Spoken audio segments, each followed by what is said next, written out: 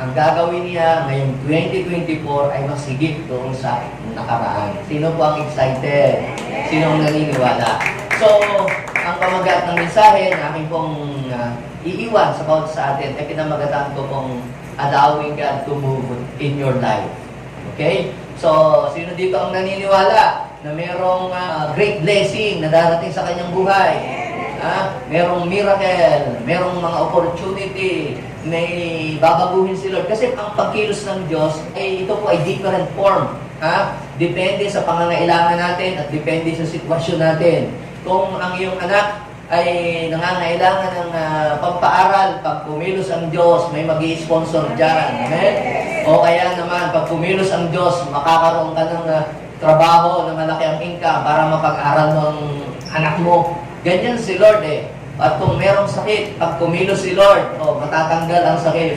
Kung meron mang naaalipin ang gawa ng kaaway, pag kumilos ang Lord, may deliverance na mangyayari. Kung meron ka mga kapamilya o anak o kamag-anak na pasaway, pag kumilos si Lord, mababago ang buhay noon. Amen? Kung ikaw ay nag-iisa lamang na umaattend dito sa church na nakakilala kay Lord, alam niyo, pag kumilos ang Panginoon, hindi lang ikaw ang dadalo sa church, pati ang buong pamilya mo, buong sambahayan mo, you and your household will be saved. Amen? Yung mga anak natin na tamad, biglang sisipag yun pag kumilos ang Lord. Pag kumilos ang Lord, yung mga anak na may hina sa klase, biglang mag-i-excel sila at sila ay makakatanggap ng mga honor sa school. Do you believe that?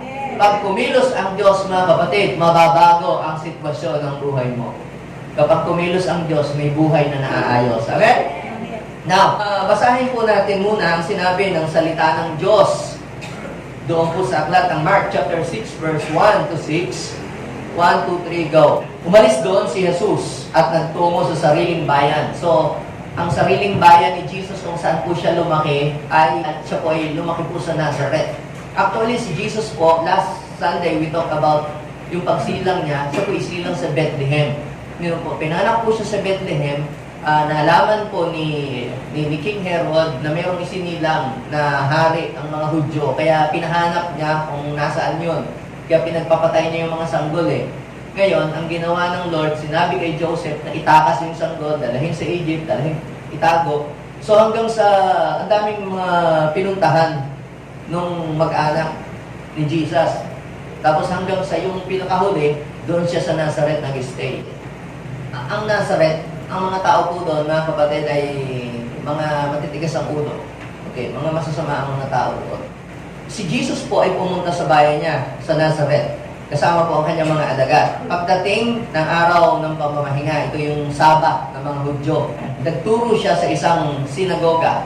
Yun pong sinagoga, huwag mong babalik na rin, sinagoga lang yan. Yung sinagoga, ay ito po ay parang place na ganito lang siya kalaki. Tapos nagagather po doon yung po mga Hudyo, meron pong podium, tapos meron po doon isang nag-i-exhort about sa scripture.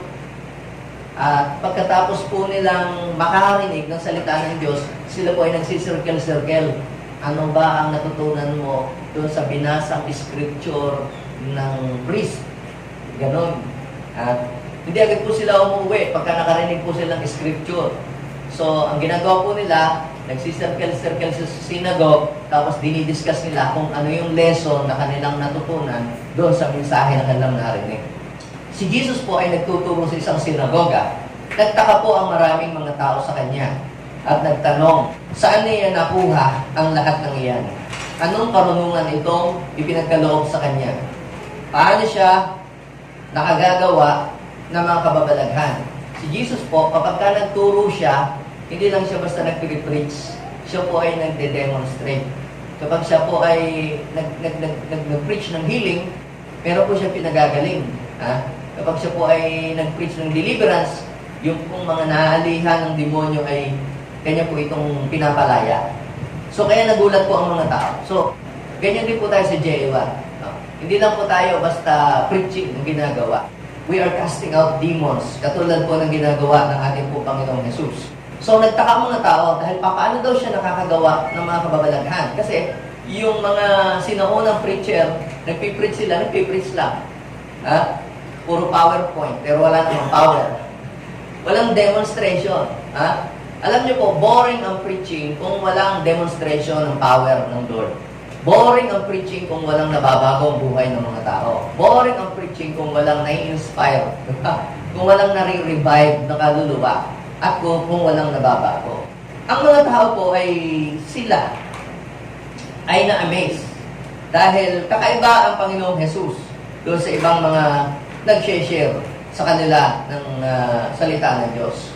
So, sabi ng mga tao sa verse 3, hindi ba ito ang karpinterong anak ni Maria at kapatid ni Santiago, Jose, Judas at Simon? So, si Jesus po, nung siya po ay maisilang, si Mary ay she is still virgin. Nung ipagbuntis niya si Jesus, hanggang sa mailuwan niya si Jesus, siya po ay nananatiling birhen sapagkat ang pagbubuntis ni Maria ay siya ay nagbuntis sa pamamagitan ng Espiritu Santo at hindi sa kagagawa ni Jose. Pero right after na may panganak na si Jesus, tsaka pa lamang po nagkaroon ng sexual contact si Joseph at saka si Mary, kasi Mary hindi na virgin nung may panganak si Jesus. So nagkaroon po pa si Mary ng mga anak. Sino ang mga anak ni Mary? Ito, natural na anak po ito ha. Kapatid ni Santiago. Si Jesus, kapatid ni Santiago. Si Jose, si Judas. Hindi ho yung Judas na yung nagbigted yun. Si Simon. So, dito nakatira ang kanyang kapatid na mga kapatid na babae. So, may dalawa siya kapatid na babae. At siya ay ayaw nilang kilalanin. Sa verse 4, kaya sinabi ni Jesus sa kanila, ang propeta ay ginagalang ng lahat, liban lamang ng kanyang mga kababayan, mga kamag-anak, at mga kasambahay. Sa verse 5 and 6, sabay-sabay, go! Hindi siya nakagawa ng anumang kababalaghan doon, maliban sa pagpapatong ng kanyang kamay sa ilang may sakit upang pagalingin ang mga ito. Nagtaka siya sapagkat hindi sila sumasampalataya. Now, as we read and study this verse, mga kapatid, meron pong palang kasalanan na mas worse pa sa prostitution or mas worse pa sa immorality or gambling. Lahat po yung sinabi ko ngayon ay kasalanan. Pero alam niyo po ba na meron pa palang mas worse na kasalanan? Ano po yung kasalanan ngayon? Yung sin of unbelief. Pride and unbelief.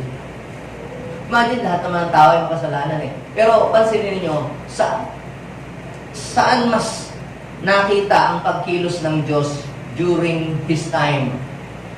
Mas kumilos ang Diyos doon sa buhay ng mga taong makasalanan. Yung mga prostitute, doon sa mga tax collector, mas nagpakilala at nagpakita ng pagkilos ang Diyos kaysa po doon sa mga religious people. Sapagkat yung mga religious people, ang tingin nila, hindi nila kailangan ng Diyos. Ang tingin nila sa kanila sarili, sila ay righteous, that is pride. Sila po ay holy. Yung tingin nila sa kanila sarili. Hindi nila inaamin sarili na sila ay makasalanan. Ang tingin nila, ang makasalanan lang, yung tax collector at saka yung prostitute. Kaya they don't believe in our Lord Jesus. Kaya nga hindi nila tinanggap si Jesus eh. Kahit si Jesus pumupunta na sa templo at nagpapagaling, may ginagawang himala, pero nire-reject po nila ang ating Panginoong Jesus. Kung ako yung priest, kung ako siguro yung pastor, tapos mayroong isang miyembro ko na nag-pray, biglang gumaling, hindi ako may insecure. Praise God, may pagkilos ang Diyos. Sila po, hindi po nila matanggap. Sila po ay spiritually blind. Kahit may ginagawa na ang Panginoon, naghihimala na, pinapatigil po nila ang pagmimirakel ng ating Panginoong Jesus. So, they don't believe on our Lord Jesus Christ. I-reject po nila yung move ng Lord. At hindi po sila naniniwala. Anukuhan lang daw po yun. Sinasabi na si Jesus ay extreme. Si Jesus ay naalihan ng masamang demonyo, ng masamang espiritu. Si Jesus ay nababaliw na. So, kaya ang Panginoong Jesus po, pinaalis po nila sa templo. Imagine, kung ako yung pastor doon, ako yung magiging masaya. Sa hinaba-haba ng panahon na ang mga dumadalo sa church, may sakit, mayroong mga kargang, masamang espiritu, biglang nabasa din, biglang mayroong ginamit ang Panginoon na nagpapagaling ng mga tao. Di ba dapat maging masaya ka? Kaya sabihin mo sa iyong katabi, allow God to move. hayaan po natin na ang Panginoon po ay kumilos. Kung sa Panginoon yan, laging may magandang resulta yan na idudulot para sa iyo. Wag nating i-reject, wag nating hadlangan, wag nating kontrolin. That's right on the move of God. Sumabay lamang tayo. Kung sa Panginoon yan, yan po ay magiging maganda ang idudulot niyan para sa atin. Kaya, mga kapatid, ang Diyos po ay kinakailangang bigyan natin ng pahintulot na kumilos sa ating buhay, sa ating pamilya, sa ating church, maging sa inyo pong mga business, maging sa inyo pong pag-aaral. Bakit kinakailangan natin siyang pahintulutan? Because God never forced Himself to anybody. So hindi niya ipipilit ang sarili niya sa iyo, nakikilos siya kung ayaw mo naman. Nire-respeto ng Diyos ang iyong paniniwala. Nire-respeto ng Diyos ang iyong belief. Nire-respeto ng Diyos kung ano ang iyong mga dinideklara. Pero kung ikaw, pinapayagan mo, Lord, gawin mo po kung ano ang nais mo sa buhay ko, pinahayaan kita, pinapahintulutan kitang kumilos sa buhay ko, kikilos nga ang Panginoon. Huwag mo siyang lagyan ng limitasyon sa iyong buhay. Sabihin mo sa iyong katabi, do not limit God and even yourself. Huwag mong limitahan ang Panginoon. Now, dito po sa binasa natin, may tatlong pangunahing bagay tayong makikita na reason why sometimes we do not experience the move of God in our lives. Kita nyo, hindi pare-parehas tayo ng na-experience. Kahit tayo ay, we are attending in the same church, in the same service, iba-iba yung level ng pagkilos ng Diyos na nararanasan natin. It is because iba-iba din po ang level ng ating paniniwala at pagtanggap at pag-unawa. So, ang kinakailangan, mga kapatid, ay ma-break sa atin yung limitation. Ma-break sa atin yung unbelief. Kasi yung unbelief can hinder the hands of God to move in your life. Yung unbelief, yung hindi ka naniniwala. Pag binasa ninyo po ang istorya po ng Bible, hindi daw po siya nakagawa ng himala doon sa kanyang place. It is because yung mga tao po ay hindi naniniwala sa Kanya. So kung meron mang makakahinder sa pagkilos ng Diyos sa iyo ngayong taong darating, hindi si Satanas hindi yung kapitbahay mo, hindi yung nagpe-persecute sa iyo ang makakahadlang doon sa gagawin ng Diyos. Ikaw, kung meron kang unbelief, hindi naman totoo yan. Sabi lang ng pastor namin, hindi naman totoo yun. Kasi is to believe ako. Alam niyo po, kinakailangan para makita mo ang isang bagay na ginagawa ng Diyos, kinakailangan paniwalaan mo muna ito. Kailangan maniwala ka para makita mo. Kapag sinabi po natin pananampalataya, sabi ng Hebrew chapter verse 1, now faith is being sure of what we hope for and certain of things that we do not see. Ang pananampalataya ay paniniwala sa mga bagay na hindi natin nakikita. So, hindi na siya faith kapag nakikita mo na. So, faith siya kasi hindi mo pa nakikita pero pinaniniwalaan mo. And that is faith. So, kung nakikita mo na, hindi mo na kailangang manampalataya pa kasi nakita mo na. Ngayon, kaya pananampalataya kasi hindi mo pa nakikita. Pinaniniwalaan mong darating ito sa iyo. And that is faith. Itong mga taong ito, baliktad. Nakikita na nila, hindi pa sila naniniwala. Kaya nga sabi ng Panginoon kay Thomas, doon sa John 20 verse 29, sabi, naniniwala ka na ba sa akin dahil sinabi ko sa iyo, o nakita mo na yung aking mga kamay na mayroong sugat na may pako. Sabi ni Jesus, mapalad ang mga naniniwala kahit hindi nila nakikita. O, sino naniniwala dito? May gagawing matindi, mas matindi ngayong year 2024. Ang sabi ng Bible, mapalad ang mga naniniwala. Kahit hindi pa dumarating, pero naniniwala ka ng may magandang mangyayari, mayroong breakthrough, may revival, mayroong miracle, mayroong promotion, mayroong harvest ng soul, merong salvation, merong deliverance. Wala pa, pero pinaniniwalaan mo, you are blessed. Yung iba, saka na lamang, pagka nandyan na, maniniwala na ako. Kaya wala tuloy dumarating. Kasi wala kang paniniwalaan. Kung ano ang pinaniniwalaan mo, yun ang darating sa'yo. Yun ang mangyayari sa'yo. Sabihin ko sa iyong katabi, you will receive what you believe. O, kung ano ang pinaniniwalaan mo, yan ang darating sa'yo ngayong taong ito. Amen? Kaya lakihan mo na ang iyong paniniwala. Sabihin mo sa iyong katabi, lakihan mo na. Huwag lang e-bike. Amen? Yung van, yung kaya pumarga ng 15. Amen? Para kaya mong hakutin ang kapitbahay. Amen? Yun, hindi ko kayo dinidiscourage. Siguro, pinapractice nyo lang inyong faith sa e-bike. Pero, darating ang araw, dinideklara ko, mapapalitan yung e-bike ng e-van. Amen?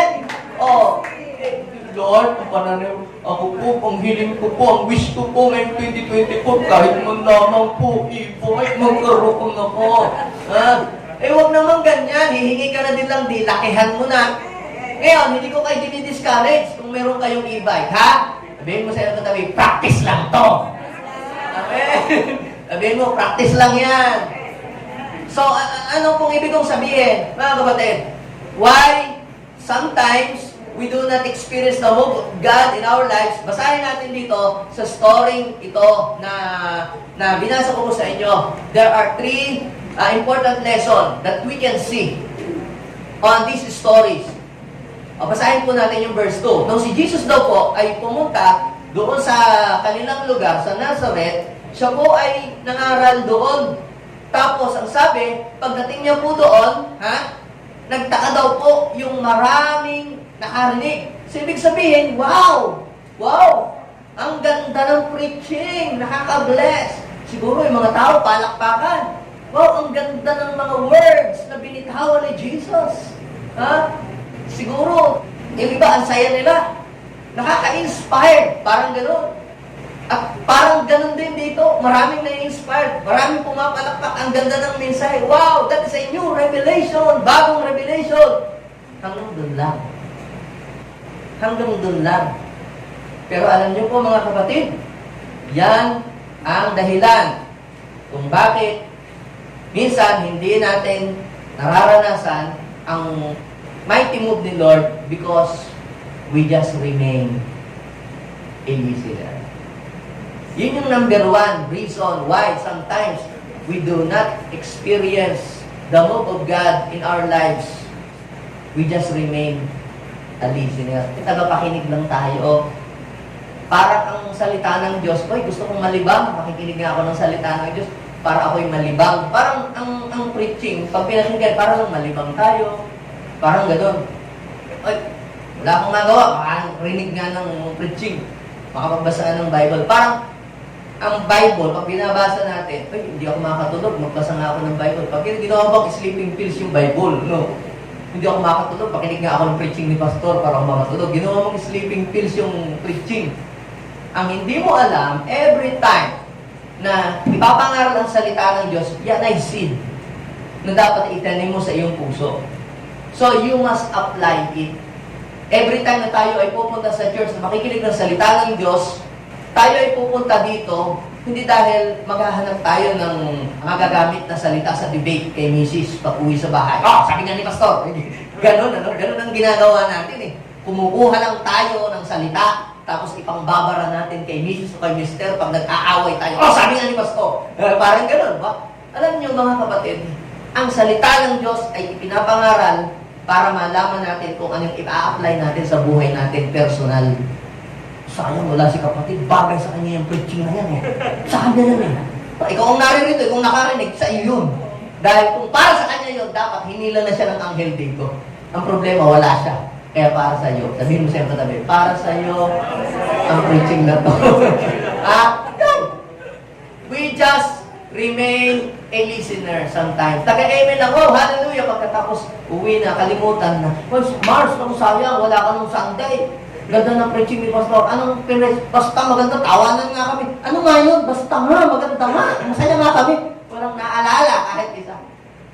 Parang ginawa naman natin panglibang, pangpalipas oras, yung preaching. Hindi natin alam na kaya narinig natin yun dahil merong rhema words spoken word that is specific in nature, that is rhema words, na yun, kapag yun ay in-apply mo sa tamang oras, sa tamang lugar, sa tamang panahon, ang resulta nun ay kilos ng Diyos sa buhay mo. Ha? So, pero, hindi nga po natin nagagawa yun. Hanggang tagapakinig lang tayo. Hanggang palakpak lang, amen. Tapos wala na. Sabi po sa James chapter 1, verse 22, 23, 24, 25. Sabi, mamuhay tayo ay salita ng Diyos.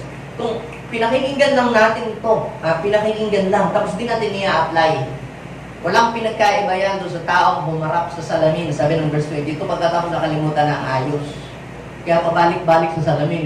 Biglang, pagharap sa salamin, biglang nakalimutan agad ang ayos. Kaya minsan nakakalima, hanggang 6, hanggang 10 na lagi tayong naharap sa salamin. Kasi pagharap natin, biglang nakakalimutan agad natin, ano ako itsura ko? Ay, ganun ang nangyayari. Ha? Nakakailan kayong harap sa salamin bago kayo pumunta dito. Tapos pagdaan sa bintana, nanalamin na naman, nakalimutan na naman yung inyong ayos. Okay ba ang kilay ko? Ayos ba? Makapal ba ang lipstick ko? Ganun, ano? Ang dali natin nakakalimutan ang itsura natin. Ganyan daw po ang taong nakinig lang ng salita ng Diyos. Pero, ang sabi po sa verse 23, sabi sa verse 24, 25, ngunit, yun daw po mga taong nagsasaliksik at hindi lamang isang tagapakinig pagkatapos ay nakakalimot. Yung bang sinasaliksik mo siya para malaman mo kung ano ang magagamit mo, pwede mong i-apply sa buhay mo araw-araw. Marami pong mga nagbabasa ng Bible. Yung iba ang kanilang layunin ng pagbabasa ay para lang sila antukin. Yung iba nagbabasa sila ng Bible dahil para magamit sa pag-debate. Yung iba naman, nagbabasa ng Bible para hanapan ng pagkakamali ang Bible. Pero ang tamang attitude ng pagbabasa, ay nagbabasa ka ng Bible para malaman mo kung anong plano ng Diyos sa buhay mo at kung anong i-apply mo sa buhay mo araw-araw para mabago ka. Kasi kung maghahanap ka lang ng gagamitin mo sa debate, o kaya maghahanap ka lang ng mali, lahat ng hinahanap mo, yun ang makikita mo eh. Kung naghahanap ka ng mali, pati yung period, pati yung pagkakasulat, pati yung font, mapupuna mong mali eh. Pero pag hinahanap mo anong i-apply mo sa buhay mo, ano yung plano ng Diyos, makikita mo yun. Because kung anong hinahanap mo, yung makikita mo. Parang ganito din, no? Pag pumunta ka sa Diyos, gahanap ka ng mga mali, ang dami mong makikita ang mali. Pero pag hinahanap mo maganda, dahil mo makikita ang magagandang bagay. Kaya sabihin mo sa iyong katabi, yung maganda hanapin mo. Ayan, di ba? Nandito ako. Joke lang. Okay? So, we just remain a listener. Tagapakinig lang tayo. Sabihin mo sa iyong katabi, mula ngayon, lalampasan natin. Hindi lang tayo mananatiling tagapakinig. Let's go beyond a listener. Kinakailangan tayo ay doer of God's Word. Bakit? Dahil ang doer daw, not just a listener, sabi po ni James, hindi lamang daw po bilang isang tagapakinig, kundi nagsasaliksik ng banal na aral. Ang sabi ng verse 25, ang taong yan. Ano daw? Ang taong yan ang pagpapalay ng Diyos sa lahat ng kanyang gagawin. Ay, yung pala. Dapat pala hindi ka lang listener. Sayang, naging listener lang ako ng 2023. Pero, hindi pa tapos. Ngayon, 2024, hindi lamang tayo magiging listener. Tayo ay isa sa kapabuhay natin kung ano yung salita ng Diyos, i-apply natin sa buhay natin. At ang resulta nun, yung matinding pagkilos ng Diyos sa negosyo mo, sa buhay mo, sa pamilya mo, sa ministry mo, sa lahat ng area ng iyong buhay. Amen? Don't just remain a listener forever. Kaya, yung iba, nakakasampung taon na, 20 taon na, wala pa rin improvement. Ang buhay nila, ganun pa rin. Puro reklamo, puro mga negative. Walang improvement ang buhay. Kasi sila po ay nanatiling listener lamang.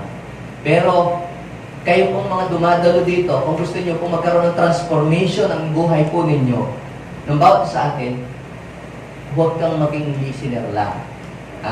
Dapat ikaw ay maging doers of God's Word. Yung mga tao po doon sa Nazareth, puro listener lang po sila. Tagapakinig lang. Kaya hanggang doon na, walang narating ang buhay po nila. Kaya kung hanggang kinig ka lang, wala kang gagawin, wala kang mararating. Wala kang mararating kung hanggang puro pakinig lang ang gagawin mo. Hoy, ang ganda ng preaching. Bagay kay sister. Yun lang ang ganda. Hoy, ang ganda ng preaching. Maitry ko sa buhay ko, ma. A-apply ko nga yan. Gagawin ko nga yan. Yun, makikita mo. You will see the great result. Yung salita ng Diyos, magmamanifest yan sa iyong buhay. Ang bisa ng salita ng Diyos, naalala ko nung nandun kami doon sa Pantal, di tinawag kami.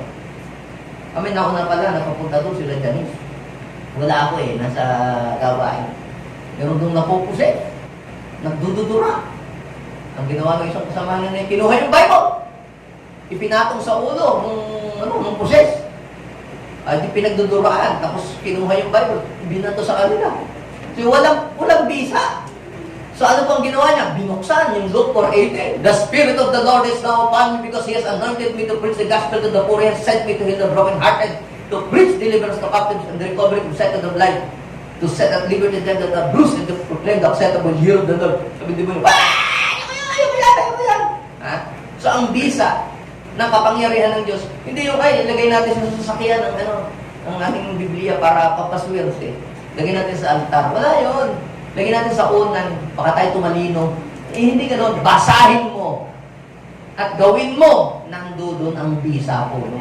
Yung Bible, pwedeng masunog, pwedeng mabasa. Yes, pero pag binasa mo, ini-apply mo, nandun ang bisa noon. Amen? Don't just remain a listener. Pangalawa, na napansin ko dyan, mga kapatid. Basahin po natin yung next verse. Sabi, di ba ito ang anak? Diba sabi, hindi ba ito ang anak na karpintero? Si Jesus pala ay karpintero. Pero alam nyo, hindi aksidenteng si karpintero. Nire-represent lang ng kanyang trabaho. Ang kanyang ministry. He is a carpenter. Ano bang ginagawa ng carpenter? Naalala ko yung yung Bisaya. Napapunta po ng Manila. Ini-interview siya at ipapasok po siya ng trabaho sa mall. Sabi, ano ba ang iyong background? Ano ba ang trabaho ng tatay mo? Carpenter po. Meron kayong kagawa ng kotse? Wala po. Bahay po. Ano trabaho ng tatay mo? Carpenter po. Akala nagpipintura ng kotse. Hindi po, carpenter. Buwag ka ng bahay. Akala ko carpenter. Si Jesus po ay carpenter. It means He's a builder. Kaya, mga kapatid, kung ang buhay mo ay nasira, kung ang buhay mo ay may problema, kayang i-build ng Panginoon kung ano yung sira ng iyong buhay. Ngayon, sabi po ng mga tao, kilala namin ito eh. Di ba ito anak ni Maria? Di ba ito yung carpintero yan? Siya nga yung gumawa ng ating kubo. Siya nga yung gumawa ng bahay natin, tsaka ng mga silbya. Ba't tayo makikinig dyan? Ito yung pangalawang problema. Why sometimes we do not experience the move of God is because we underestimate the person that God uses. We underestimate. Sino ba yung magtuturo ngayon? Saan ba nag-aaral? Alam niyo, minsan yung sa mga pinupuntahan ko mga lugar, mga nakakausap ako, laging ang tanong, saan po kayong Bible school nag-aral? Ano pong inyong natapos? Laging ganun. Laging yun ang tinatanong. Kung saan daw po ako nag-aral na Bible school, ano daw pong mga degree, yun po ang tinatanong. Doon sinusukat ng mga tao ang pagkilos ng Diyos sa buhay ng isang tao. Pero alam niyo po, mga kapatid, during the time of Jesus, ang kinilusan ng Panginoon ay yung mga taong hindi nagtapos sa mga seminary, hindi nag-aaral ng kung ano-anong Bible school. Yung mga disipulo ni Jesus, hindi po sila galing sa seminary, galing lang po sila sa seminar. Tinuruan po sila. Minentora ni Jesus. Kasi minsan, ganito po yan napapansin ko, hindi po masama ang mag-aral. Kailangan nating mag-aral. Kailangan natin. Si Jesus, actually, si Jesus nag-aral siya. Pumasok siya sa pagiging bar mitzvah. Ang problema kasi sa mga nag-aral, wala namang ganun dito. No? Lahat tayo ay teachable. Ang problema doon sa marami ng degree, wala namang ganun dito. Ang problema lang sa mga iba, nasabi ko, pag sila po ay meron ng high degree, meron na silang maraming aral, sinasaraduhan na nila ang panibagong aral ng Diyos. Parang nilalak na nila lang ang kanilang sarili dahil doon sa pinag-aralan nila. I'm telling you, yes, ako naman po'y pumasok din. Nag-masteral degree din ako. Nag-doctoral degree. Pero nakita ko, obsolete na yung mga pinag-aaralan doon sa Bible School. Why? Sabi may pagong pagkilos na ang Diyos sa panahon pong ito. Kaya alam niyo mga module ng mga teacher, binabago po yun eh. Iba na ang approach ngayon sa mga millennials, sa mga Gen Z. Hindi na po katulad po ng mga panahon noon. Tayo po ay nasa pag-upgrade. Kaya kahit tayo nag-aral na, tapos sa tayo ng college, ating tanggapin sa ating sarili na marami pa rin kulang tayo. Kulang pa rin tayo. That is not enough. Yung mga natutunan natin sa Bible School o sa training, sa seminary, o kung kayo may nagdo-doctoral, kulang pa rin po yun dahil araw-araw may panibagong salita, may panibagong aral, panibagong discovery tayong natututunan. Kaya tingnan niyo, bakit mas mayaman po yung mga walang degree? Katulad halimbawa ni Warren Buffett, katulad halimbawa ni Jack Ma, katulad halimbawa ni Zizi, katulad halimbawa ni si Bill Gates, katulad halimbawa ng gumawa ng FB, yung mga ganyan. Bakit? Bakit mas mayaman sila kaysa doon sa mga talagang nag-aral? Kasi yung pong mga nag-aral, nanghahawak lang sila doon sa pinag-aralan nila, samantalang obsolete na. Samantalang hindi nag-aral, sila po ay open. Wala silang limitation na nilalagay sa kanilang sarili. Kapag kayo nag-aral na, marami na kayong ginagawang mga limitation na ilalagay. Mga do's and don'ts. Kaya hindi ko sinasabing masama. Sinasabi ko lamang, kahit nag-aral na tayo, huwag nating saraduhan ang ating sarili. Still tanggapin mo, kahit nag-aral ka na, kulang ka pa rin. At hanggat sinasabi mo sa iyong sarili na kulang pa rin ako, marami pa akong dapat mang malaman. Kahit marami na kayong pinag-aralan. May PhD, meron na kayong mga PhD, mga DVD, BCD, yan. Kahit marami na kayong ganyan, ipalagay mo pa rin sa sarili mo na hindi mo pa rin, mayroon ka pa rin hindi alam. At habang sinasabi mo yan, si Lord patuloy pang kikilos sa buhay mo. But, kapag sinabi, ay, alam ko na yan, yung Pilipinas yung pastor, nabasa ko na yun. Alam ko na yan eh. Yan, titigil na kumilos ang Diyos sa iyo. The flow of an oil will stop. Parang yung na-share ko last nung Saturday. Titigil na yung daloy. Titigil na ang kilos ng Diyos. Kaya alam mo na pala eh. Magaling ka na pala. O di hindi mo na kailangan si Lord. Kaya dapat tayo maging dependent kay Lord. Itong mga taong ko, yun ang naging problema nila. Ha? Hindi natin kailangan yan. Kilala natin yan. Sino ba yan? Sa ba nag-aral yan? And because of that, namimiss natin yung mga sasabihin ni Lord. Kasi tumitingin tayo dun sa, kasi sino pa magpapakanta ngayon? Ako na pa naman ako dyan ha. Ganun natin. Ina-underestimate natin yung ginagamit. Yung mga kung sino mang ginagamit dito sa unahan, mga kapatid, vessel lang sila. Sisid lang sila. Pero, wag sana o wag naman sana maging hindrances yon para hindi mo matanggap yung gustong ipabatid sa iyo ng Panginoon dahil ina-underestimate mo yung taong ginagamit o sino ba yung magpe-pray na yan. Ganon. O sino ba yung magsasalita ngayon. Ganon. Ang tingnan natin, ano kaya ang mensahe ng Panginoon? Dahil sa Bible, nabasa ko, kahit donkey, pwedeng pagsalitain ng Diyos para sabihin ang kanyang mensahe. Kung yung donkey nga, ginagamit ang Panginoon para magsalita, yung pantao, kaya rin gamitin ng Diyos yun. Amen? Ang gawin mo lang, ipag-pray mo, Lord, kahit hindi siya yung pastor, kahit hindi walang masteral degree yung matuturo, Lord, gamitin mo kanyang bibig na yung magiging mouthpiece para ipababatid sa akin kung ano yung mensahe para sa buhay ko. Ganoon na lang. Instead na ikaw ay pumontra, mamimiss mo tuloy yung pinapasabi sa iyo ng Panginoon. Yun yung nagiging problema ng mga tao ngayon. That is the reason why they miss the move of God sa buhay nila. At sana hindi mangyari sa buhay mo yun. So, do not underestimate the person or people na ginagamit ng Panginoon sa church or sa mga lugar o sa mga conferences na a-attendan po ninyo. Basta makinig po tayo at kunin natin yung mensahe na mula sa Panginoon. Ay kung bakit yun, kung tanggapin. Kung ang aral ay bakit, kung tanggapin. Pero kung maganda naman, yun ay sa Panginoon. Amen?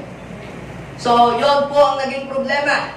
So, ano sabi ni Jesus? Kaya't sabi ng Panginoong Jesus sa kanila, ang propeta ay kinikilala sa ibang mga lugar. Kasi tanggap siya sa ibang lugar eh.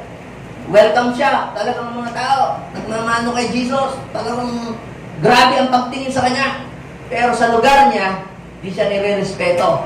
Kaya hindi nila maranasan ang kilos ng Diyos sa kanilang lugar. Over familiarity. So, lagi namin nakikita. Oh. So, kaya dito, yun ang naging dahilan. Kaya ang kilos ng Diyos sa kanilang buhay ay nahahadlang na. Because of over-familiarity at ina-underestimate nila yung tao na ginagamit ng Panginoon. So, ang sabi ng salita ng Panginoon, hindi siya nakagawa ng anumang himala o kababalaghan doon, maliban daw po sa ilang pagpapatong ng kamay sa may sakit. So, sino lang gumaling? Yun lang tumatanggap. Yun ang naniniwala. Kaya ganyan din sa church, no? Ilan lang yung gumagaling, ilan lang yung nabe-bless, ilan lang yung nakakaranas ng breakthrough. Hindi lahat kasi yun lang mga ilan. Yun lang talagang naniniwala at tumatanggap. Kaya sabihin mo sa iyong katabi, kasama ako. Doon sa mga mangilan-ngilan na naniniwala. Amen? Ang ipinipres na ni Pastor is a Tyrod. O yung mga naniniwala. Amen? Salamat naman. Wala naman kumukontra dito. Amen? So, kung kumukontra ka, di wala na kayo dito ngayon. So, tingnan ninyo, ha? Yun ang dahilan. Hindi daw po siya nakagawa ng himala. So, pangatlo, ito, mga kapatid, we do not accept God's way. Hindi natin tinatanggap yung pamamaraan ni Lord. May sarili tayong paraan eh. May sarili tayong pamamaraan. Parang gusto natin, kumilos ang Diyos doon sa paraan na gusto natin. Yun ang minsan ang nagiging problema natin eh. Gusto natin kumilos si Lord, pero Lord, dapat sa paraan ko ha. Hindi doon sa gusto mo. Dapat sa gusto ko. Baliktad. Ang prayer ni Jesus, Lord, let your will be done on earth as it is in heaven. Not my will, but your will be done. Lord, ito ang gusto ko. Di ba nag-pray si Jesus? Kung maaari, ilayo mo na sa akin ang saro ng paghihirap. Hindi na ako mamamatay sa krus. Kung maaari, ilayo mo sa akin ang sufferings. Pero sabi ni Jesus, but not my will, but your will be done. Nagpe-pray si Jesus, Ama, pwede bang iligtas ko ang mundo na hindi ako ipapako sa krus? Na hindi ako mamamatay? Babatukan ko lang sa Satanas. Tapos na eh. Di ba? Ganun na lang. Pero hindi yan ang gusto mangyari ng Panginoon eh. Kaya sabi ni Jesus, but not my will, but your will be done. Ganyan din tayo. Gusto natin kumilos ang Diyos. Lord, kumilos ka sa buhay ko. Pero Lord, sa paraan ko hindi sa pamamaraan mo. Doon sa gusto ko. Kumilos ka ayon doon sa gusto ko. Yun minsan ang problema. Ha? Si Lord gusto niya, kung kikilos siya, sa gusto niya. Kaya hindi siya kikilos ayon doon sa gusto mo. Dahil siya ay Diyos. Sino ba ang Diyos? Kung balik nga kayo ng position. Ikaw na ang Diyos at siya ang iyong servant. Hindi. Actually, kaya nga ang tawag natin sa Kanya ay Lord. Ibig sabihin ng Lord, meron siyang servant. At yung servant, dapat ay susunod sa Lord kung ano ang iuutos ng Lord. So ang tanong, are you a Lord or servant? So kung servant ka, ibig sabihin, you are willing to follow your Lord. At walang ibang Lord tayo, hindi si Mrs., kundi si Lord. Jesus is Lord. Siya ang ating Lord. Ang minsan nagkakaproblema, inuutosan natin si Lord. Ha? Lord, kung mag-aasawa ko, ganito dapat, ha? Dapat 5 sasakyan, dapat may malaking lupa, dapat, Lord, ha? Yung mapapangasawa, parang dinidiktahan natin si Lord. Iba pala yung plano ng Diyos sa gusto niyang mangyari sa iyo, buhay. Diba? Sabi po sa aklat ng Isaiah, chapter 55, verse 8 and 9. Sabi niya doon, my ways are not your ways. Your thoughts are not your thoughts. Ang aking isipan ay hindi yung isipan. At magkaiba tayo ng daan. Minsan, namimiss natin yung pagkilos ng Diyos kasi gusto natin kumilos ang Diyos sa gusto natin, pero si Lord gusto niya kumilos sa gusto niya, ayun, naglalaban, kaya huwag na lang kumilos si Lord. Hanggat hindi mo sinusurrender yung sarili mo sa pagkilos ng Diyos na gusto niyang mangyari, hindi kikilos si Lord. Lord, kumilos ka ayon sa gusto mo. Kung anong gusto mo, yun ang mangyari sa buhay ko. And then, you are allowing Him and giving Him a permission to move sa iyong buhay. Bakit? Kasi, ano bang problema doon? Sa Israel kasi, ito ang kanilang pananaw nila. Kagaya ng sinabi ni Nathaniel kay Philip. Sabi ni Philip, nakita ko na ang Messiah, ang Kristong tagapagligtas. Ito sa John chapter 1 verse 42. Si Jesus na taga Nazareth. Kita mo agad, nag-react si Nathaniel. So sabi, may mabuti bang maaaring magmula sa Nazareth? Kasi masasama ang mga tao nun eh. Mga pasaway. Kaya alam nila na may mabuti bang magmumula sa Nazareth. Minsan akala natin doon nakabase sa appearance at pagkilos ng Diyos. Ay, dapat si pastor nakabarong. Pag hindi nakabarong, hindi banal. Bakit po ako nagbago ng attire? Ako dati, pag nagpipilos dito, nakabarong. Yung mga tao ayaw lumapit sa akin. Kala lagi, ako ay balsamador. Nagsuot na lang ako ng damit na kagaya ng mga damit ang napunta dito para parehas kami ng level. Akausap ko sila, lumalapit sa iyo. Ba? Nakaabit to, natatakot to. Lumapit ang mga tao. Baka sila masunog pag lumapit. Ay, hindi tuloy kung maministiran yung mga tao. So ano pong ibig kong sabihin? Minsan tayo nakadepende doon. Ha?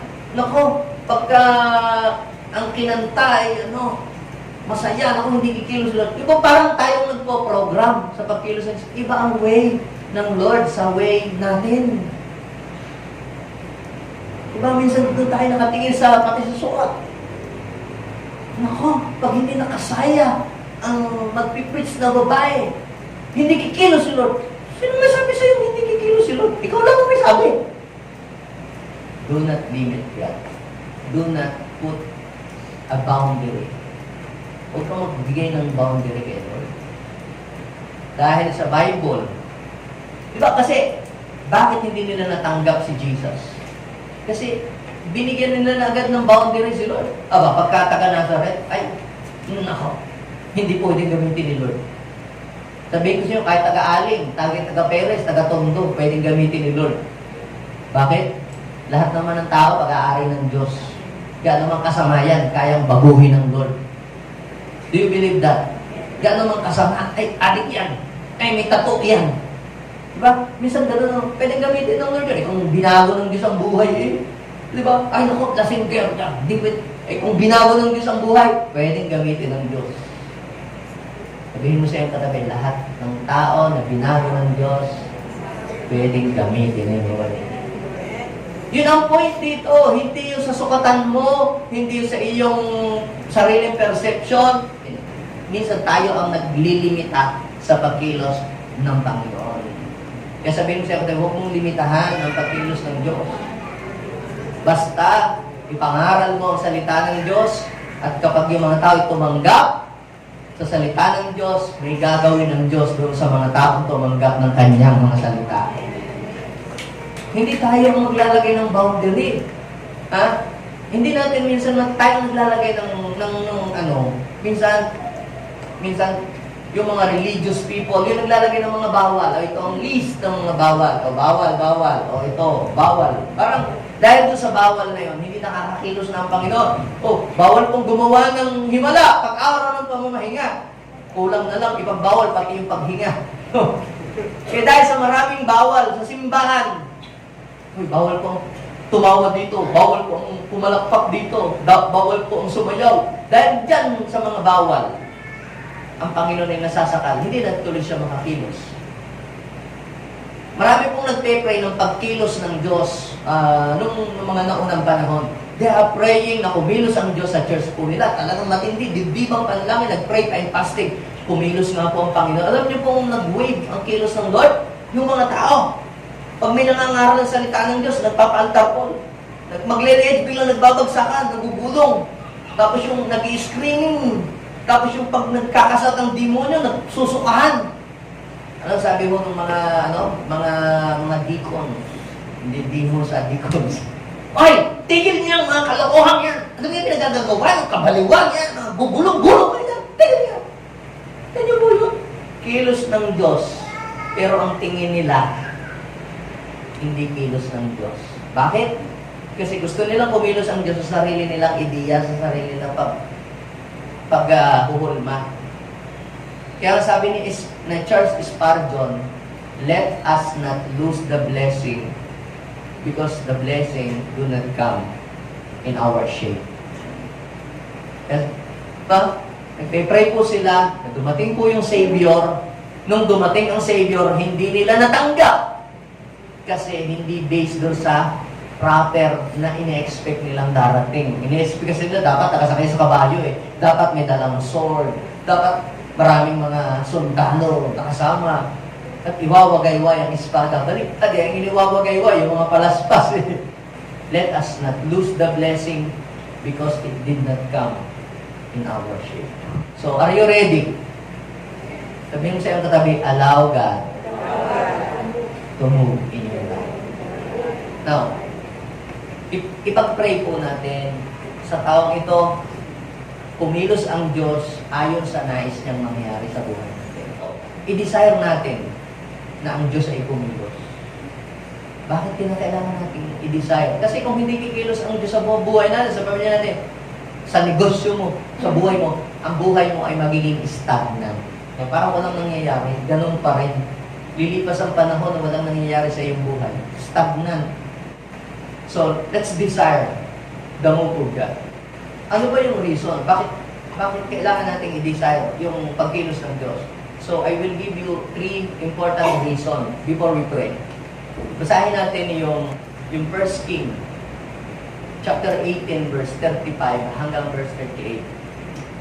Pag binasa nyo the whole story, ng story niya, ang bansang Israel ay tumalikod na kay Yahweh. Kasi nung panahon ni Elias, propeta Elias, ang mga tao po ay tumalikod sa Diyos kasi si Ahab ang king noon, ay nag-asawa po ng isang babae na unbeliever.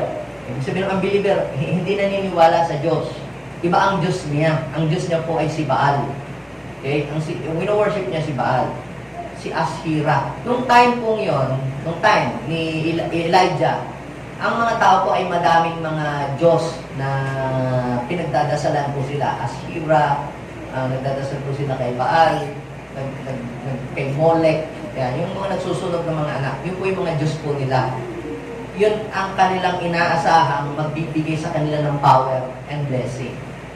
Samantala, ang bansang Israel po, isa lamang ang kanilang tinatawag, si Yahweh, the Creator of heaven and the earth. Kaya lamang dahil yung hari ay tumalikod na kay Yahweh at sumamba na rin kay Baal, ang mga tao na lito kung kanino sila tatawag. Sino ba talaga ang ating Diyos? Kanino ba talaga tayo tatawag? Ba't ang dami nating Diyos na tinatawag? Diba dati, yung mga magulang natin, isa lang ang Diyos na tinatawag. Kaya ang dami na tinatawag. Diba naman yung hari natin?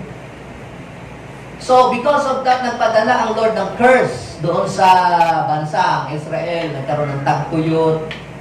So, diniklara ni Elijah na hindi uulan ng 3.5 years. Magkakamatay ang mga tanim, pati ang mga hayop. So, yun ang story. Then, dumating daw po yung time na si Lord malapit ang magpababa ng ulan. Pero bago siya magpababa ng ulan, sinallenge niya yung mga propeta ni Baal. Yung sinasamba ng asawa ni King Ahab. Ngayon, sabi niya, challenge niya, ako na lang ang natitirang propeta ni Yahweh. Magkaroon tayo ng paligsahan. Punta tayo doon sa bundok ng Carmel. Magdasal tayo doon. Ang tumugon sa pamamagitan ng apoy, yun ang tunay na Diyos. So, tinanggap ng mga prophets ni Baal ang challenge ni Elijah. Pumunta nga po sila doon sa Mount Carmel. O sige, kumuha ka ng panghandog, magkatay kayo ng baka, tapos tawagin ninyo si Baal. Pag bumaba si Baal, nagpababa ng apoy, di si Baal lang natin sasambahin. O, sila na po ang nauna. Nag-pray po sila, tinawag si Baal, yung mga propeta ni Baal, nagdasal, nagpenitensya, nagsugat-sugat sa kanilang mga katawan, pero wala pong bumababang apoy. Kaya sabi ni Elijah, ay baka tulog ang inyong Diyos, o baka busy, o baka maraming ginagawa, laksan niyo pa. Pero wala pong tugon. Walang bumabang apoy, kasi si Baal di naman siya tunay na Diyos. So, nung oras po ng paghahandog, ito na, it's my turn, sabi ni Elijah. O naman, pinangaralan yung mga tao, hanggang kailan kayo tatalikod kay Yahweh, hanggang kailan kayo mag-aalinlangan sa Kanya. Kung si Baal ang Diyos, siya ang sambahin nyo, sa Kanya kayo mag-worship. Pero kung si Yahweh, sa Kanya kayo maglingkod. So, ang mga tao po ay tahimik, kasi hindi nila alam kung kanino sila talaga tatawag Lito sila, lito. Dahil kung ano sinabi ng mga taong nagturo sa kanila, lito sila. So, ngayon, ang ginawa po ni Elijah, nagdasal. Ano ang kanyang dasal? Nang ikatlo daw po ng hapon, oras daw po ng paghahandog, tumayo si Elias sa harap ng dambana. Yung dambana yun, binuhusan pa niyang tubig para ipakita sa kanila, hindi siya nagdadaya. Tumayo po si Elias, sarap daw po ng dambana, tapos nag-pray siya. Sabi, Yahweh, Diyos ni Abraham, Isaac at Jacob, patunayan po ninyo ngayon na talagang kayo ang Diyos ng Israel at ako ang inyong lingkod. At ginagawa ko ang lahat ng ito pagkat ito ang inyong utos. So, tingin nyo every time na si Lord ay kikilos, gumagamit siya ng vessel, ng tao. Every time or whenever God moves, He uses a person. So, dingginin niyo ako, Yahweh, upang matalastas ng bayang ito na kayo lamang ang Diyos at sila'y inyong pinagbabalik loob sa Kanya. So, right after that, anong sabi? Noon din, nagpababa ng apoy si Yahweh at tinupok ang mga handog at ang kahoy at ang bato at ang lupa at ang paligid nito, pati ang tubig sa kanal natuyo. So, ano pong ibig kong sabihin dito? Ang Diyos ay kumikilos kapag nananalangin ang mga anak ng Diyos. Kaya sabihin mo sa iyong katabi, ang Diyos ay kumikilos kapag nananalangin ang kanyang mga anak. Now, ngayong mga kapatid, dapat natin maintindihan na mayroong dahilan. Bakit kailangan nating ipanalangin ang pagkilos ng Diyos na ito'y ating maranasan this year, 2024. So, tatlong mahalagang bagay. Number one, so that people will know who is the real God. Malalaman na, sino ba ang tunay na Diyos? Ang mga tao po, ang dami nang tinatawag. Tinatawag si Manawag, si San Roque, si San Rafael, si Gabriel, si Buddha. Ang dami mga tinatawag. Tinatawag pa, Lolo, pagalingin niyo ako, Lola, samahan niyo po ako sa aking buhay. Pati Lolo, Lola, tinatawag na. Ang dami na. Ang dami ni Jesus kakompetensya. Pero ano pa ang totoo? Basahin niyo ang Bible.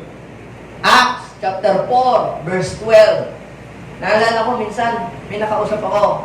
Sabi niya, ay, tinanong pa, ano po bang religion niyo? Sabi ko, hindi ako nagpo-promote ng religion. Pinopromote ko yung personal relationship kay God. Sabi niya, hindi naman kahit ang tao iba't ibang religion, isa lang naman ang Diyos natin. Sabi ko, ako hindi napayag. Kasi baka ako kay Buddha na tawag, yung iba kay Allah, yung kay Mama Mary, yung kay Joseph, kay sino dapat niya tawag? Pero ang sabi ng Bible, Acts chapter 4 verse 12, basahin natin sabay-sabay. 1, 2, 3, go! Kay Jesucristo lamang natatagpuan ang kaligtasan.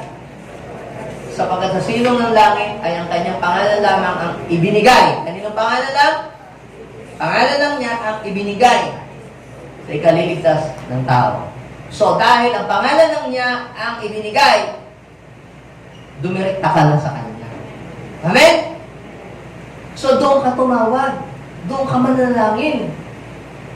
Sabi ng John chapter 14, verse 13, anumang hilingin mo sa Kanya, sa Ama, sa pangalan niya, ni Jesus, ay ipagkakaloob niya. So that people will know who is the real God. Noong time na yon, nalilito ang mga tao. Sino ba tatawagan natin? Si Baal, si Asira, si Monica, dito ba kami nagtitiwag? Tinatawag si Mama Mary ba? Si St. Joseph ba?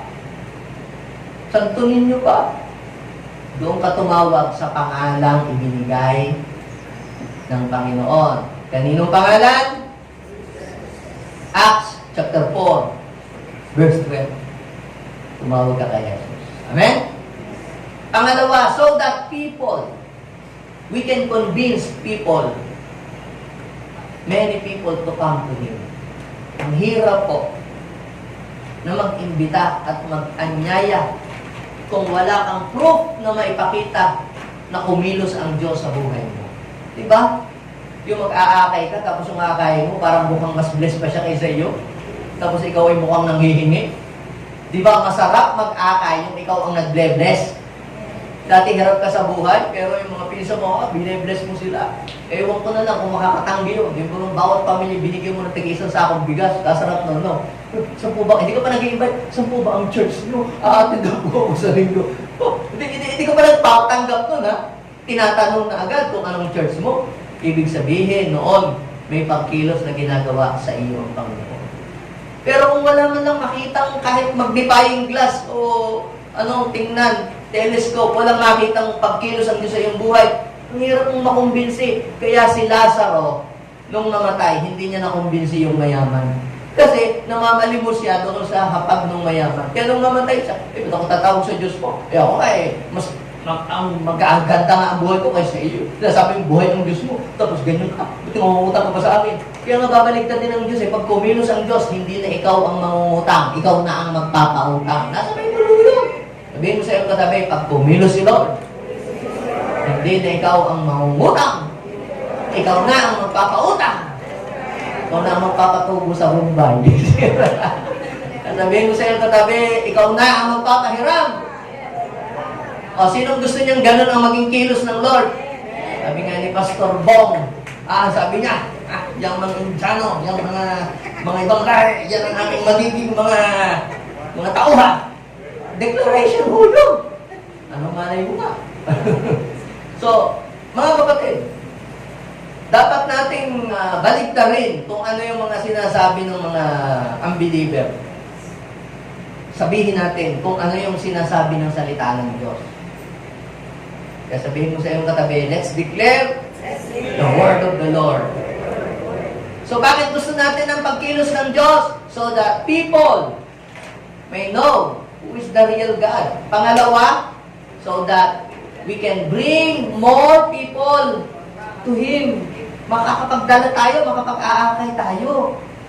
Hindi yung mukhang kawawa, mukhang kang talunan. Naku, ang hirap mag-akay ng mga tao sa Panginoon kung mukha kang talunan. Mukha kang walang ka-blessing-blessing. Oy, Mars, kamusta ka na? Buhay. Naghihirap. Pero kapag dyan, Mars, ikaw na naman pag-asa ko sa buhay. Kawawa ka naman, ari ang 20. Salamat, Mars. Alam mo, Mars. Napakabuti mo. Pwede ba kitang imbitahan sa church namin? Okay. Do you think? Sasama sa iyo yun? Sabihin ko sa iyo, katabi, palagay ko kahit ako hindi sasama sa iyo. Pag ganun ka. Pero alam ninyo, yung mga taong masayahin, vibrant, kahit walang pera, nagmumukhang may pera. Diba? Maraming problema, masigla. Uy, parang hindi ka nakakaproblema, Martha. Pagkaedad lang tayo, pero batang-bata mo, hindi ka tumatanda. Bakit kang masayahin? Ano ba sikreto mo? Maten ka sa church namin, gaganda buhay mo pag nakilala mo si Jesus. Amen?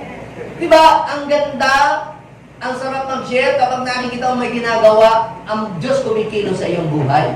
Let's desire na tayo muna ang kilusan ng Diyos. Bago kumilos ang Diyos sa buhay ng ibang tao, sa iyo muna kikilos si Lord. Sa iyo muna, ikaw muna ang pre-taste. Sa iyo muna gagawa ng himala ang Panginoon bago sa kanila. Na Lord, kung gagawa ka ng himala sa mga tao, unahin mo muna ako para ako ang maging living testimony sa iyong kilos. Ipalapakan natin si Lord. And last, makikita natin doon, so that God's name will be glorified. Sabi, si Yahweh ang tunay na Diyos. Nagbigyan ng kaluwalhatian ng pangalan ng Diyos. Dahil matagal na panahon na iba ang tinatawag ng bansang Israel, si Baal, si Molech, yun lagi ang pinaparangalan. Pero, nung kumilos ang Panginoon, nagpababa siya ng apoy, alam niyo po, doon naparangalan ang pangalan ng Diyos. Kaya sabihin mo sa iyong katabi, let's desire the hope of God this year, 2024. May matinding pagkilos na hindi pa natin nararanasan noong mga nakaraang taon sa buhay natin. How many of you believe that? Sige, tayong lahat ay tumayo. Tayong lahat ay tumayo. Do you believe that this year, 2024, may kakaibang pagkilos na gagawin si Lord? Amen? Bago po tayo magdeklara, basahin po natin ito. Isaiah chapter 42, verse 14. Basahin natin. Sinabi ng Diyos, mahabang panahon na ako'y nanahimik. Marami kang ipinagpe-pray, hindi dumating, parang ang tagal, parang walang nangyayari, pray ka ng pray, nag-fasting ka pa, nag-serve ka pa sa kay Lord, but nothing happened. Mahabang panahon, ako'y nanahimik. Pero this is the word of the Lord. Ngayon'y dumating na ang oras para ako ay tumuloy. Dumating na ang oras. The time has come. Ang Diyos ay kikilos sa ating mga buhay. Amen? Sinong naniniwala doon? Sabihin natin, dumating na ang panahon para kumilos ang Diyos. At dinideklara ko ngayong year 2024, ito ang panahon ng pagkilos ng Diyos sa mga JA1 people sa Pangasinan na dumadalo sa Dagupan at sa iba-ibang mga satellite churches. Idinideklara ko, this season is your season. Season of God's mighty move in your life. Magpa-prosper ang buhay ninyo. Kayo ay makakatanggap ng mga miracle and promotion. Ang inyong mga anak ay mag-excel. Dinideklara ko, sige, magdeklara tayo ng pagkilos ng Diyos na gusto nating maranasan sa buhay natin. Ngayon pong year 2024, magdeklara tayo sa inyo pong buhay, sa inyong munang pamilya, mag-start kayo. Anong kilos ng Diyos ang gusto ninyong mangyari? Dapat may nagtugtugan, dapat masigla tayo, magdideklara. Anong gusto ninyong nang mangyari? Anong gusto niyo mangyari? Umpisahan niyo sa pamilya muna ninyo, sa inyong mga anak. Lord, ang may mga anak makatatapos ng pag-aaral, magiging malulusog, sige, ideklara iyon, i-practice mo na hanggang mamayang gabi, bago magwalay ang taon, idideklara mo ito. Yes, ang pamilya mo ay magiging malusog, magiging masagana, malayo sa mga sakit, karamdaman. Yes, walang utang. Sige, ideklara mo mamayang gabi sa 2024 na darating. Yes, sa paghihiwalay ng taon, ito ang ating magiging prayer. Kikilos ang Diyos. JA1 Church will grow bigger and stronger. Yes. Ang iyong business ay mag-grow. Yes. Magiging malusog. Ilalayo ka sa mga sakit, karamdaman. Ilalayo ka sa mga pagpapa-hospital. Lahat ng nilakaw, ng kaaway sa buhay mo, ibabalik. May tubo pa. In Jesus' name. Yung mga anak ay makakatanggap ng honor. Yes, maging pangunahin, magiging mga guest lister. Makatanggap ng mga scholarship. In Jesus' name. Yes, may miracle, signs, wonders, healing. Ang inyong business ay lalabay. Yes, ideklara mo ang kilos ng Diyos. Oh, hallelujah! Madami tayong mapagwakian, kaluluwa. Pamilya ang dadalahin ng Panginoon sa JA1 Church. Maraming mababago ang buhay, matatransform. Uunlad, yayaman. Magkakaroon ng kanya-kanya mga negosyo. Yes, makapagtatayo tayo ng sarili nating church building. Yes. Ideklara ninyo kung anong gusto ninyo mangyari. Matatagtagan ang inyong kaalaman. Karunungan, lalalim sa Diyos. Pag-mature. Hallelujah! Oh, thank you, Lord Jesus. Thank you, Lord. Thank you, Holy Spirit. Silyaduhan mo ito, Panginoon, ang iyong pananagugo.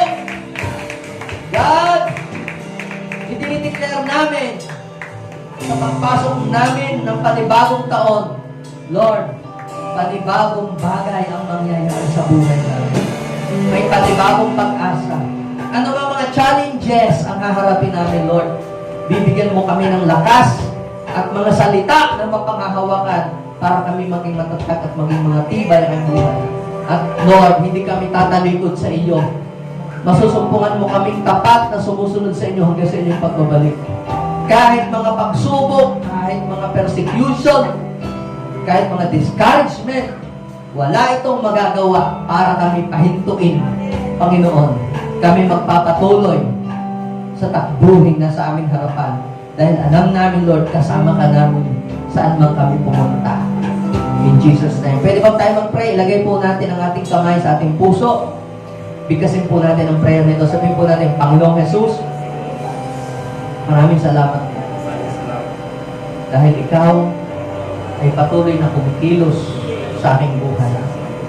Patawarin mo po ako, Panginoon, kung ako ay may mga pag-aalinlangan o pagdududa. Subalit sa oras na ito, ako ay buong pusong nananalig na kaya kong gumawa ng dakilang bagay sa buhay ko. Binubuksan ko po ang aking puso at tinatanggap kitang tunay bilang aking tagapagligtas at Panginoon. In Jesus' name, Amen and Amen. Ako na lang magpe-pray. I-bless mo po ang mga umatit ngayon. Ingatan niyo po ang kalang buhay, ang kalang pamilya, ang kalang mga anak. God, i-declare ko, hindi mo bibiguin ang lahat ng kanilang mga deklarasyon. At mamayang gabi sa 2024 na darating, lahat ng deklarasyon na i-declare nila sa pamilya nila, ito'y magkakaroon ng katuparan. In Jesus' name, Amen. Amen.